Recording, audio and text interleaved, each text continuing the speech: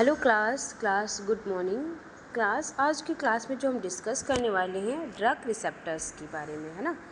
तो drug receptors एक specific protein या माइक्रो मोलिक्यूल्स होते हैं जो सेल के सरफेस मतलब कि सेल की मेम्ब्रेन पर या सेल के अंदर प्रेजेंट होते हैं।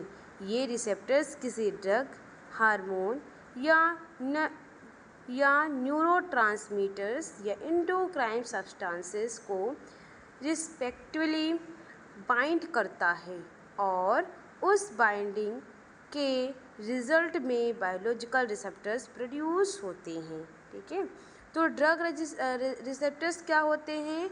एक स्पेसिफिक प्रोटीन होते हैं, स्पेसिफिक मोलिक्यूल्स होते हैं जो सेल मेम्ब्रेन या सेल के अंदर प्रेजेंट होते हैं। ये रिसेप्टर्स ड्रग, हार्मोन या न्यूरोट्रांसमीटर्स, एंडोक्राइन सिस्टम्स को स्पेशली बाइंड करते हैं। सिंपल वर्ड में देखें तो ड्रग का सेल के ड्रग जो होता है हमारा, जो इसमें रिसेप्टर्स को सेल के स्पेसिफिक बाइंडिंग साइट समझा जाता है, जैसे लॉक एंड की। इसमें क्या होता है, जो स्पेसिफिक की हमारी पर्टिकुलरली लॉक में फिट होती है, वैसे ही किसी को कोई ड्रग अपने सूटेबल रिसेप्टर्स के साथ ही बाइंड कर सकता है। ड्रग रिसेप्टर से बाइंड करने के बाद दो मेजर फैक्टर्स हो जाते हैं, जैसे कि रिस्पॉन्स प्रोड्यूस करना। ड्रग एगोनिस्ट की तरह एक्ट कर सकती है, रिस्पॉन्स को क्या करती है, ब्लॉक करना। ड्रग एंटागोनिस्ट की तरह एक्ट कर सकती है। ओके, जैसे कि हम बात करें सॉल्बिटामोल की, तो salbutamols beta 2 adrenergic receptors agonist हैं। ये ब्रोंकियल स्मूथ मसल्स के बीटा 2 रिसेप्टर से बाइंड करता है। Salbutamol beta 2 receptor smooth muscles relaxation और ब्रोंकियोडायलेशन प्लस एयरवे ओपन्स। इसीलिए अस्थमा जैसी कंडीशंस में सॉल्बिटामोल एयरवे को रिलैक्स करके ब्रीथिंग को ईजली बाइंड करते हैं। टाइप्स ऑफ ड्रग रिसेप्टर्स की बात करें तो हमारा टाइप्स है कि ड्रग रिसेप्टर्स को मेनली 4 टाइप में क्लासिफाई किया गया है। First one is ligand gated ion channel receptors. Next हमारा है जी protein couple receptors. Third one is enzyme link receptors और इंट्रासेलुलर रिसेप्टर्स। 4 रिसेप्टर हैं, इन चारों के बारे में हम डिटेल से जानेंगे। ओके, क्या होता है ligand gated ion channel receptors? इन रिसेप्टर्स को आइनोट्रोपिक रिसेप्टर्स भी कहा जाता है। ये जनरली सेल मेम्ब्रेन में प्रेजेंट होते हैं और डायरेक्टली आयन चैनल को कंट्रोल करते हैं। जब कोई ड्रग या न्यूरोट्रांसमीटर्स मतलब कि लिगेंड रिसेप्टर से बाइंड करता है तो receptors associated ion channels open या क्लोज हो जाते हैं। इसके बाद जो हमारे आयंस जैसे सोडियम, पोटेशियम, कैल्शियम या क्लोराइड, ये मेम्ब्रेन को के अक्रॉस मूव करते हैं। इस मूवमेंट से जो मेम्ब्रेन होती है प्रोटीन चेंज कर होता है और very rapid cellular response produce होते हैं। ठीक है, अगर जो हम इसके मैकेनिज्म ऑफ एक्शन की बात करें तो हमारे ड्रग न्यूरोट्रांसमीटर्स जब रिसेप्टर से क्या करती है, बाइंड करती है और आयन चैनल को ओपन और क्लोज करती है। आयन की मूवमेंट की वजह से मेम्ब्रेन पोटेंशियल चेंज हो जाता है और सेलुलर रिस्पॉन्सेस शो करने लगता है। ठीक है, इसमें क्या होता है, इन रिसेप्टर्स का रिस्पॉन्स वेरी रैपिड होता है और यूजुअली मिली सेकंड के स्क्रॉल पर because receptor directly ion channel को कंट्रोल करता है, इसीलिए ये रिसेप्टर मेनली रैपिड न्यूरोट्रांसमीटर्स में इम्पॉर्टेंट होते हैं, जैसे कि हमारा nicotinic acetylcholine receptors, GABA A receptors, NADA receptors. तो ये क्या होते हैं? GABA गाबा ए रिसेप्टर्स क्या होते हैं? ये हमारे गाबा ए रिसेप्टर ये जो हैं गाबा ए रिसेप्टर से बाइंड करता है और इससे कैल्शियम चैनल क्या हो जाते हैं? हमारे ओपन हो जाते हैं और क्लोराइड आयन नर्व्स में एंटर करते हैं, जिससे हमारे नर्व्स की एक्सेसिबिलिटी डिक्रीज हो जाती है और इनहिबिटर्स इफेक्ट प्रोड्यूस होता है। ठीक है, फिर हम जी प्रोटीन कपल रिसेप्टर्स की बात करें तो जी प्रोटीन कपल रिसेप्टर्स हमारे ये जी प्रोटीन कपल रिसेप्टर्स के शॉर्ट फॉर्म में GPCR कहा जाता है। ये भी हमारे सेल मेम्ब्रेन रिसेप्टर्स हैं। ओके, इसमें क्या होता है? सेल मेम्ब्रेन रिसेप्टर्स हैं, लेकिन ये डायरेक्टली आयन चैनल ओपन करने के बजाय जी प्रोटीन और इंट्रासेलुलर सेकेंड मैसेंजर सिस्टम्स के थ्रू सेलुलर रिस्पॉन्स प्रोड्यूस करते हैं। जी प्रोटीन कपल रिसेप्टर्स में रिसेप्टर्स मेम्ब्रेन के क्रॉस मल्टीपल टाइम्स पास करता है और कॉमनली डिस्क्राइब्ड सेल एज आ टाइम 7 ट्रांस मेम्ब्रेन रिसेप्टर्स होते हैं। जब ड्रग रिसेप्टर से बाइंड करती है तो रिसेप्टर्स एसोसिएटेड जी प्रोटीन एक्टिवेट हो जाते हैं और जो जी प्रोटीन्स के डिफरेंट टाइप जैसे GS, GI और GQ different signalling pathway activate करता है। अगर जो हम इसके इम्पॉर्टेंट सेकंड मैसेंजर सिस्टम्स की बात करें, एड्रेनालाइन एसाइक्लेस जिसको हम CAMP बोलते हैं, ये क्या करते हैं? जनरली एड्रेनालाइन साइक्लेस को स्टिमुलेट करते हैं और हमारे रिसेप्टर्स इसको जो है एड्रेनालाइन साइक्लेस CAMP को इंक्रीज करता है और प्रोटीन काइनेस एक्टिवेट हो जाता है, सेलुलर रिस्पॉन्स हो जाता है। GI जनरली एड्रेनालाइन साइकिल्स को इनहिबिट करते हैं। Receptors GI adrenaline cyclase CAMP और सेलुलर रिस्पॉन्सेस। ओके, अब बात करेंगे फास्फोलाइपेस जिसको हम IP3 और DAG बोलते हैं। तो ये क्या होते हैं? GQ पाथवे में फास्फोलाइपेस C एक्टिवेट होते हैं। ये रिसेप्टर GQ और फास्फोलाइपेस C IP3 प्लस DAG और कैल्शियम सिग्नलिंग सेलुलर रिस्पॉन्स करते हैं। इसमें क्या होता है? Example G protein couple receptors, beta adrenergic receptors, muscarinic receptors, histamine receptors और डोपामीन रिसेप्टर्स पाए जाते हैं। ठीक है,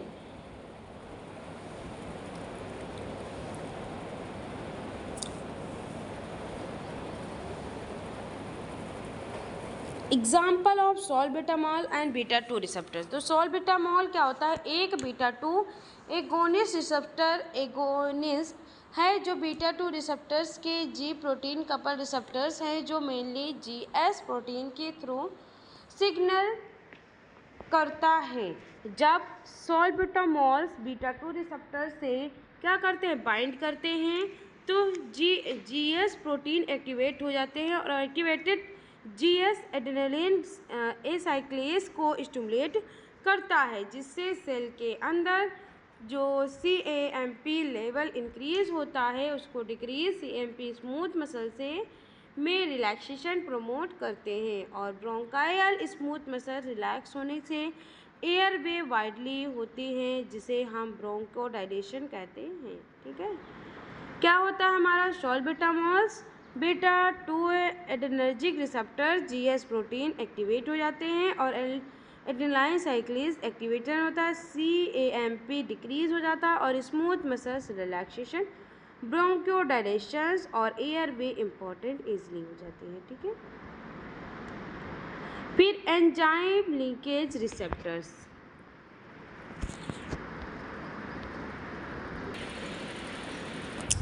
एंजाइम लीकेज रिसेप्टर्स ऐसे सेल रिसेप्टर्स होते हैं जो सेल मेम्ब्रेन पर प्रेजेंट होते हैं और डायरेक्टली या इनडायरेक्टली एंजाइम एक्टिविटी से कनेक्टेड होते हैं। जब कोई ग्रोथ हार्मोन्स, ग्रोथ फैक्टर्स या अदर्स लिगेंड रिसेप्टर से बाइंड करता है तो रिसेप्टर्स एक्टिव होता है और सेल के अंदर एंजाइमेटिक सिग्नलिंग पाथवे स्टार्ट करते हैं। अगर जो सिंपल वर्ड में देखें तो एंजाइम लिंक रिसेप्टर्स एक signal receiving enzyme activation systems की तरह काम करते हैं। ये आउटसाइड से सिग्नल रिसीव करता है और उस सिग्नल को सेल के अंदर बायोकेमिकल चेंजेस में कन्वर्ट करते हैं। बेसिक स्ट्रक्चर्स की बात करें तो ये क्या होता है, एक टाइपिकल एंजाइम लाइक रिसेप्टर्स होते हैं, mainly extra cellular damage trans membrane domains और इंट्रा सेलुलर डोमेन। ठीक है, तो ये सारे हैं। तो क्या होता है एक्स्ट्रा सेलुलर्स में क्या होता है कि ये सेल के बाहर होते हैं और लिगेंड को बाइंड करता है। ट्रांस मेम्ब्रेन में क्या होता है, ये रिसेप्टर्स को सेल मेम्ब्रेन के थ्रू होल्ड करते हैं।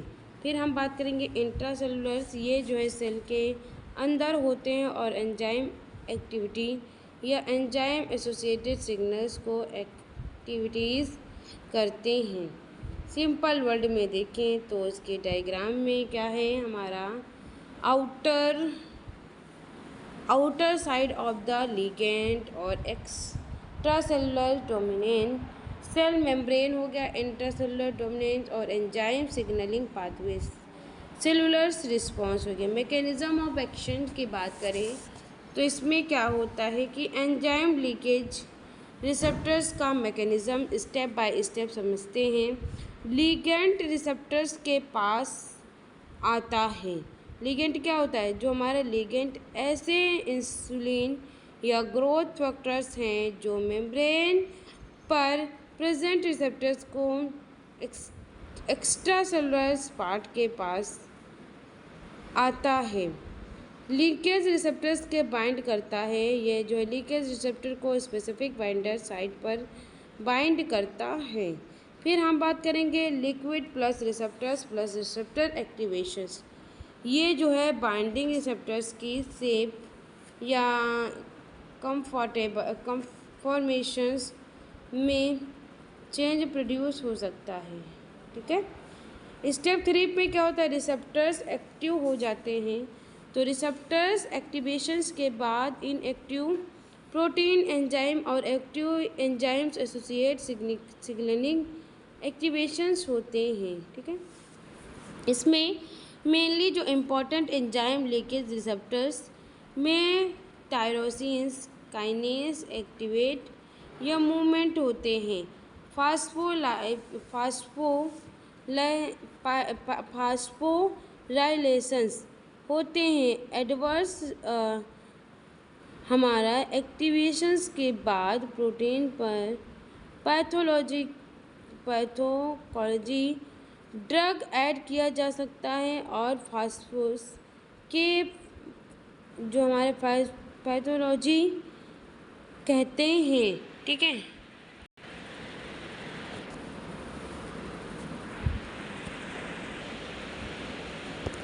सिग्नलिंग कास्केड्स स्टार्ट होते हैं। इसमें activated receptors multiple intracellular signalling protein को एक्टिवेट करते हैं, जिससे एक सिग्नलिंग कास्केड्स डेवलप हो जाते हैं।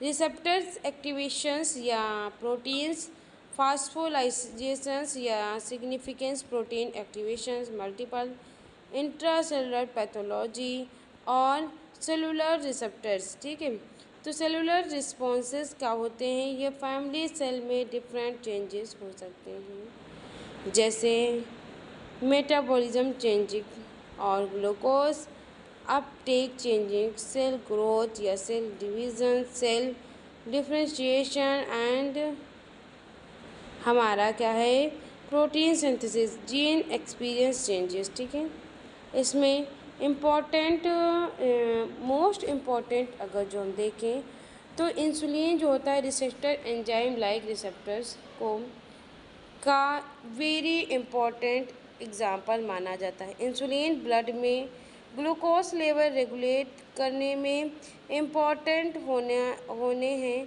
जब इंसुलिन टारगेटेड सेल के इंसुलिन रिसेप्टर से बाइंड करता है तो रिसेप्टर एक्टिवेट हो जाते हैं और इंसुलिन रिसेप्टर्स में टायरोसिन काइनेज एक्टिवेट होते हैं। ठीक है,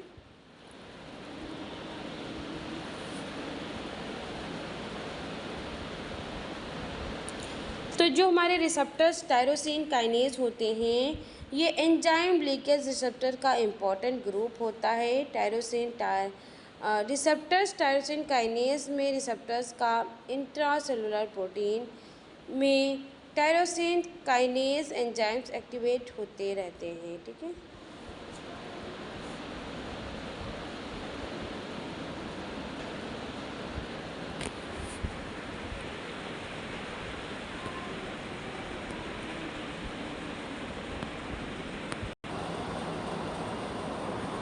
अब हम बात करते हैं इंट्रासेलुलर रिसेप्टर्स।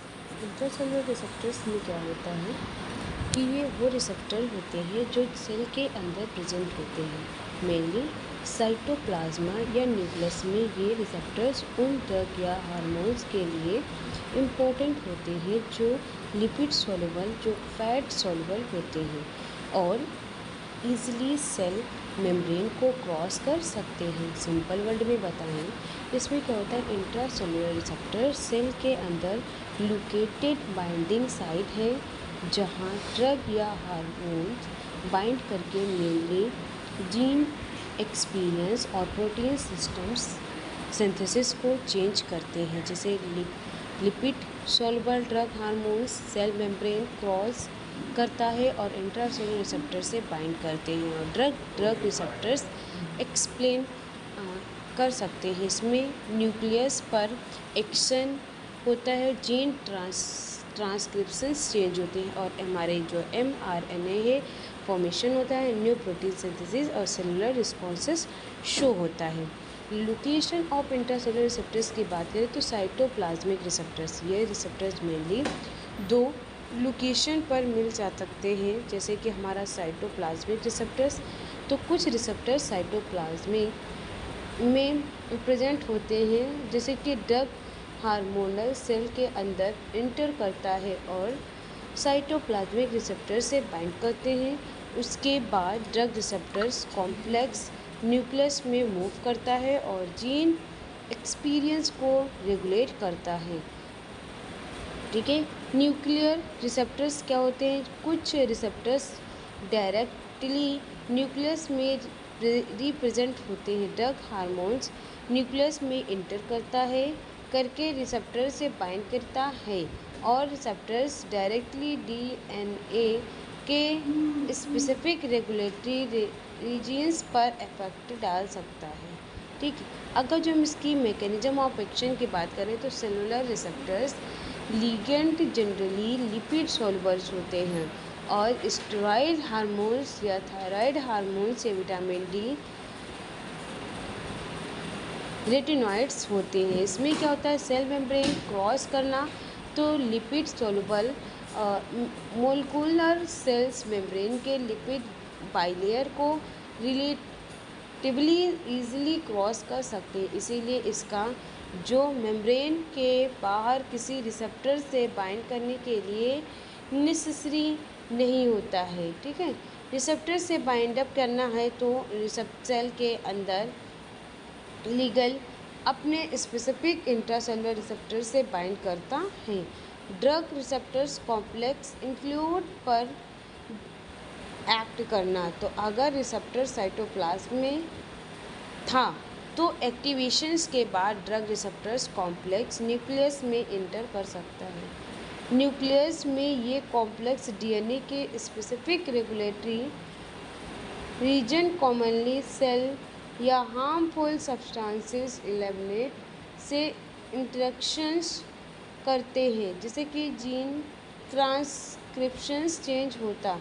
तो रिसेप्टर्स कॉम्प्लेक्स देने की एक्टिविटी को इंक्रीज या डिक्रीज कर सकता है। इस प्रोसेस को जीन ट्रांसक्रिप्शंस रेगुलेशंस कहते हैं। ओके, प्रोटीन सिंथेसिस की आप बात करें तो इसमें प्रोटीन सिंथेसिस में हमारा न्यूली फॉर्म mRNA राइबोसोम पर आता है और उसके बेस पर स्पेसिफिक प्रोटीन सिंथेसिस होते हैं। ठीक है, फिर ग्लूकोकॉर्टिसॉइड्स। ग्लूकोकॉर्टिसॉइड क्या होता है? ये इंट्रासेलुलर रिसेप्टर्स के इम्पॉर्टेंट एग्जाम्पल माने गए हैं। ग्लूकोकॉर्टिकॉइड सेल के अंदर इंटर करता है और ग्लूकोकॉर्टिकॉइड्स रिसेप्टर से बाइंड करते हैं। इससे क्या होता है? एक्टिवेटेड रिसेप्टर्स कॉम्प्लेक्स न्यूक्लियस में जाता है और स्पेसिफिक जीन्स की एक्सपीरियंस को रेगुलेट करता है। इस प्रोसेस के थ्रू डिफरेंट प्रोटीन की सिंथेसिस चेंज होते हैं जो कि ग्लूकोकॉर्टिकॉइड्स के बायोलॉजिकल इफेक्ट में कंट्रीब्यूट करते हैं। फिर हम इसी में बात करेंगे जो इंट्रासेलुलर रिसेप्टर्स का स्पेसिफिक यूजुअली स्लो ऑनसेट होता है और कंपैरेटिवली विथ लिगेंड गेट या फिर आयन चैनल जैसे होते हैं। ठीक है, इसमें जीन ट्रांसक्रिप्शंस mRNA फॉर्मेशन और प्रोटीन सिंथेसिस में सेलुलर इफेक्ट होता है। ये मल्टीपल स्टेप्स होते हैं जो इसीलिए रिस्पॉन्सिबल इम्यूनिटी नहीं आता। ठीक है, बट इफेक्ट द लॉन्ग लास्टिंग्स हो सकते हैं। इस ऑनसेस न्यू प्रोटीन सिंथेसाइज हो जाते हैं, उनका इफेक्ट रिलेटिवली लार्ज ड्यूरेशंस तक कंटिन्यू कर सकते हैं। कि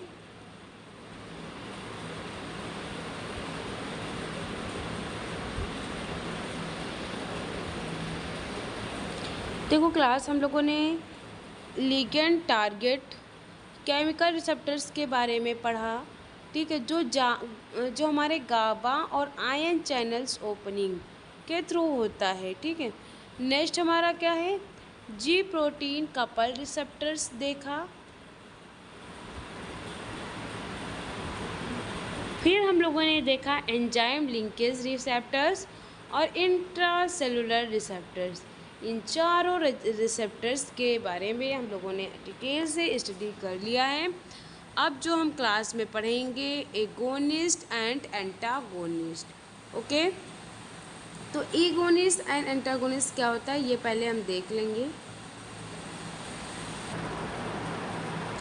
एगोनिस्ट और एंटागोनिस्ट क्या है? तो एगोनिस्ट एक ऐसी ड्रग या सब्सटेंसेस है जो स्पेसिफिक रिसेप्टर से बाइंड करता है और उस रिसेप्टर्स को एक्टिवेट करके बायोलॉजिकल रिस्पॉन्स प्रोड्यूस करते हैं। ठीक है, एगोनिस्ट रिसेप्टर्स NON करता है। इसमें क्या होता है? बीटा 2 एड्रेनर्जिक रिसेप्टर से बाइंड करके रिसेप्टर्स को एक्टिवेट करते हैं।